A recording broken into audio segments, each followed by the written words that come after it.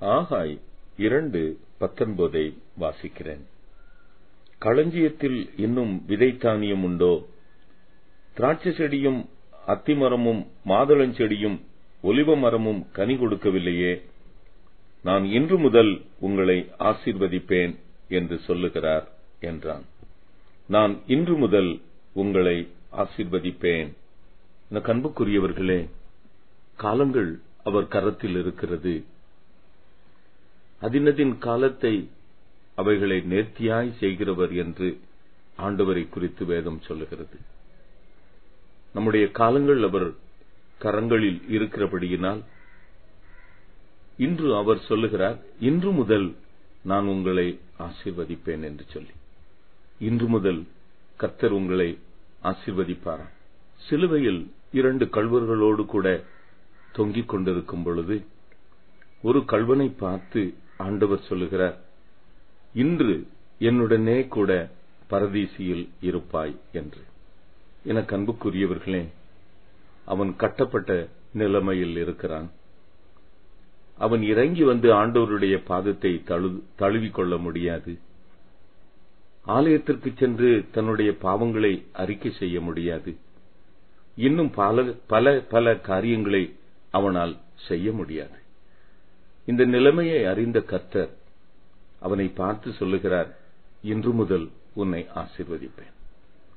அவனுடைய உள்ளத்திலே அவன் தன்னுடைய தவறுகளுக்காக அவன் மன வேதனை பட்ட பொழுது ஆண்டவர் சொல்லுகிறார், அவனுடைய நிர்பந்தமான நிலைமையை பார்த்து, இன்று என்னுடனே கூட பரதீசியில் இருப்பாய் என்று. ஒருவேளை உங்களுடைய வாழ்க்கையில ஒரு காரியத்தை செய்ய நிர்வாகங்கள் இல்லாமல் இருக்கலாம். பண தேவைகள் சந்திக்கப்படாமல் இருக்கலாம். உங்களுடைய பிள்ளைகளுக்கு திருமணம் செய்ய நினைக்கிற நீங்கள் அதற்கு ஏற்ற வரன்கள் கிடைக்காமல் இருக்கலாம். வசதிகள் இல்லாமல் இருக்கலாம். நிர்பந்தமான நிலைமையில் இருக்கக்கூடும். அப்படிப்பட்ட உங்களை பார்த்துதான் இன்றைக்கு ஆண்டவர் சொல்லுகிறார், இன்று முதல் நான் உங்களை ஆசீர்வதிப்பேன். லூக்கா 19ஆம் அதிகாரத்தில் சகேயுவை குறித்து நாம் வேதத்திலே வாசிக்கிறோம். அவன் காட்டத்தி மரத்தில் மேல் உட்கார்ந்திருந்த பொழுது ஆண்டவர் அவனை பார்த்து, சகேயுவே, சீக்கிரமாய் இறங்கி வா, இன்றைக்கு நான் உன் வீட்டில் தங்க வேண்டும் என்று சொல்லுகிறார். அவனோடு கூட பேசிக்கொண்டு செல்லும் பொழுது அவர் சொல்லுகிறார், இன்றைக்கு இந்த வீட்டிற்கு ரட்சிப்பு வந்தது. எனக்கு அன்புக்குரியவர்களே, இயேசு எப்படிப்பட்டவரோ என்று பார்க்க வேண்டும் என்று சகேயுதான் கர்த்தரை நோக்கி ஓடி சென்றான்.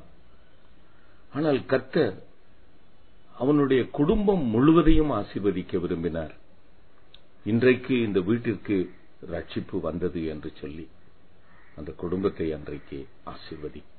இந்த ஆகாய் 2:19 இன்று முதல் உங்களை ஆசீர்வதிப்பேன் என்று சொல்லுகிறவர் வேதம் இப்படி சொல்லுகிறது, கர்த்தருடைய ஆசீர்வாதமே ஐஸ்வர்யத்தை தரும், அதோடு கூட வேதனையை கூட்டார் என்று. இன்று முதல் கர்த்தர் உங்களுடைய வாழ்க்கையில வேதனையே இல்லாத ஒரு ஆசீர்வாதத்தை அவர் உங்களுக்கு அருளி செய்வார். எல்லாம் உங்களுடைய வீட்டில் இருக்கிறது உண்மைதான். நல்ல குடும்பம், நல்ல பிள்ளைகள், நல்ல வருமானம், நல்ல வேலை, இப்படி பல வசதிகள் இருக்கக்கூடும். ஆனாலும் வீட்டிலே வேதனைகளும் புலம்பல்களும் கண்ணீரும் இருந்து கொண்டே இருக்கிறது.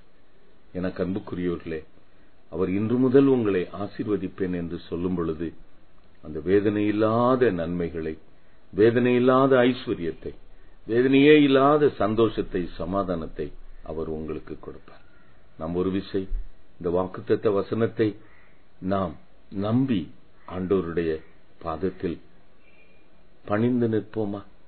சமஸ்த சபையின் சிரசே நமஸ்காரம் எங்கள் அரசே.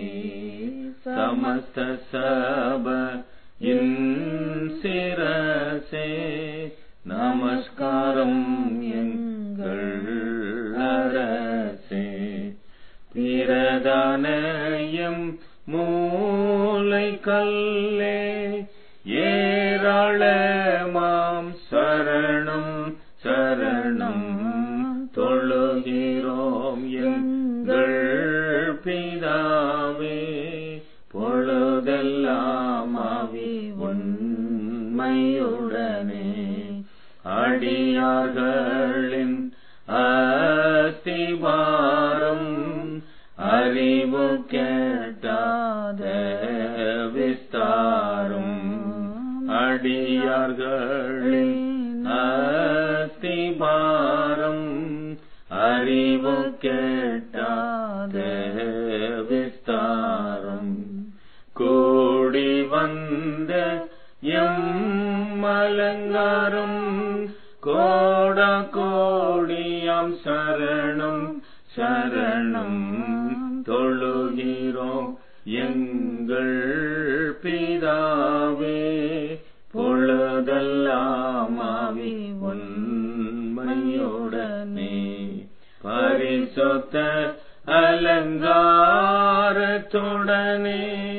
தரிசிக்கின்றோம் சரணம் சரணம் தொழுகிறோம் எங்கள் பிதாவே. பொழுதெல்லாம் ஆவி உண்மையுடனே. அன்புள்ள இயேசு சுவாமி, இந்த அருமையான பிள்ளைகளை உம்முடைய நாமத்தினாலே நான் ஆசீர்வதிக்கிறேன். காலங்களெல்லாம் உம்முடைய கரத்தில் உண்டு. ஆனாலும் நாங்கள் ஆசீர்வதிக்கப்பட வேண்டிய காலம் இன்று என்று நீர் அறிந்து இன்று முதல் உங்களை ஆசீர்வதிப்பேன் என்று சொன்னீரே. ஆண்டவரே, நாளை அல்ல, இன்று இந்த பிள்ளைகளை ஆசீர்வதியும். வேதனையை எடுத்து போடும். குடும்பத்திலே சமாதானம் வரட்டும். அவர்களுடைய நிர்பந்தமான நிலைமை மாறட்டும். இயேசுவின் நாமத்தில் ஜெபிக்கிறோம் பிதாவே. ஆமென்.